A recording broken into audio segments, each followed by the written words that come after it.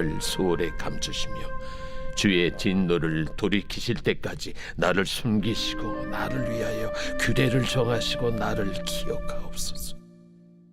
장정이라도 죽으면 어찌 다시 살리이까?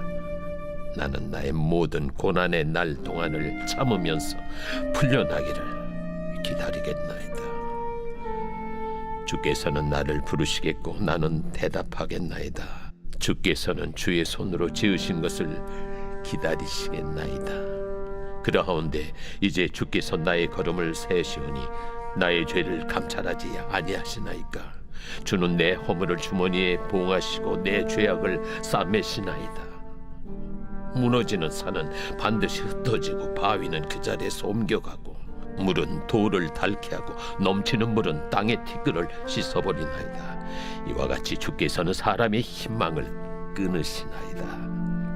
주께서 사람을 영원히 이기셔서 떠나게 하시며 그의 얼굴빛을 변하게 하시고 쫓아보내시오니 그의 아들들이 존귀하게 되어도 그가 알지 못하며 그들이 비천하게 되어도 그가 깨닫지 못하나이다. 다만 그의 살이 아프고 그의 영혼이 애곡할 뿐이니이다.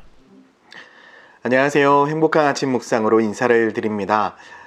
여러분, 존 버년이 쓴 철로 역정이라는 책을 읽어보셨습니까? 책으로도 나와 있고 만화책으로도 혹은 영화로도 나와 있습니다. 성경 다음으로 가장 많이 읽힌 기독교 고전인데요.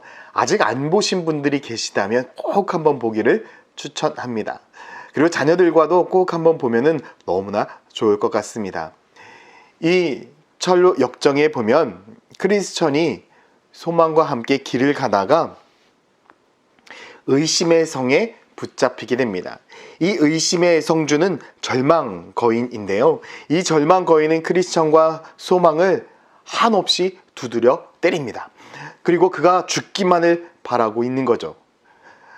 하도 맞아서 크리스천과 소망은 절망하고 낭망하고 있었습니다. 이제는 내가 정말 죽어버리는 것이 낫겠다라고 생각하는 그 순간 소망은 크리스천과 함께 기도하기 시작을 합니다. 그런데 이 크리스천이 기도하는 그 과정 가운데 속에서 놀라운 것을 하나 깨닫기 시작을 합니다. 그리고 계속해서 기도하다가 그는 동트기 직전에 하나님께서 자기에게 주신 놀라운 열쇠가 있음을 발견하게 됩니다. 그것은 바로 하나님의 약속입니다. 이 크리스천이 소망에게 이렇게 말합니다. 저는 바보 멍청이었습니다. 내 안에 약속이라는 열쇠가 있는데 이 약속은 이 의심의 성에 있는 모든 자물쇠들을 다 열 수 있을 것입니다. 이제 우리는 이 냄새나는 감옥에서 더 이상 있지 않아도 됩니다 라고 이야기하는 거예요. 그러자 소망이 그러면 빨리 한번 열쇠를 꺼내서 열어보시죠 라고 이야기를 했고, 크리스천은 자기 품 안에 있는 약속의 열쇠를 꺼내서 그 자물쇠를 열게 됩니다. 여러분, 우리들의 인생도 마찬가지입니다. 그리스도인들에게는 하나님께서 주신 약속의 열쇠가 있습니다. 바로 은혜이고 말씀입니다. 하나님께서는 우리들의 삶 가운데 놀라운 은혜를 주셨고 우리를 지키시고 보호하시겠다고, 우리와 늘 함께 하시겠다고 약속하셨습니다. 그래서 고린도전서 10장 13절 말씀에도 사람이 감당할 시험 밖에는 너희가 당한 것이 없나니 오직 하나님은 미쁘사 너희가 감당하지 못할 시험 당함을 허락하지 아니하시고 시험 당할 즈음에 또한 피할 길을 내사 너희로 능히 감당하게 하신다라고 말씀하고 있습니다. 우리들의 삶 가운데 고난이 있고 어려움이 있고 슬픔이 있습니까? 여러분, 잠시뿐입니다. 하나님께서는 오히려 고난 속에서 놀라운 축복의 시작을 만드시고 고난 가운데 속에서 하나님의 은혜를 발견하게 하실 것입니다. 오늘 본문도 보면 욥이 그러한 하나님 앞에 간절하게 간구하는 모습을 볼 수가 있습니다. 13절에 보면 주는 나를 수월에 감추시며 주의 진노를 돌이키실 때까지 나를 숨기시고 나를 위하여 규례를 정하시고 나를 기억하옵소서라고 말씀을 하고 있습니다.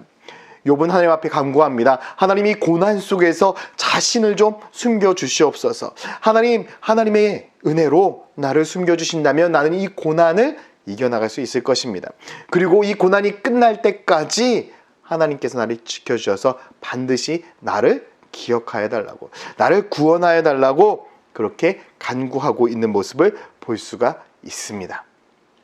욥은 하나님만이 이 고난을 멈출 수 있고 이 고난 가운데 속에서 자신을 구원할 수 있음을 알았던 것이죠.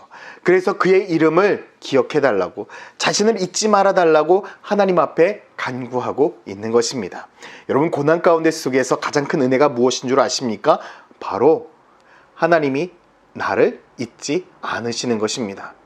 하나님과 동행한다는 것, 하나님과 함께 한다는 것은 여러분, 나 또한 누구를 바라본다는 것입니까? 하나님만을 바라본다는 것입니다. 우리가 고난 속에서 힘든 것은 다른 것이 아닙니다. 내 눈앞에 고난만 보인다는 것입니다. 그러나 고난 속에서 하나님이 나를 기억하시고 고난 속에서도 나와 함께 하심을 잊지 않는다면 우리가 겪는 고난은 고난이 아니고요, 하나님과 함께하는 은혜이고 축복임을 기억하시길 바랍니다. 왜 그럴까요? 마태복음 1장 23절에 보니까 보라, 처녀가 잉태하여 아들을 낳을 것이요 그의 이름은 임마누엘이라 하랴. 이를 번역한즉 하나님이 우리와 함께 계시다. 하나님은 임마누엘의 하나님이십니다.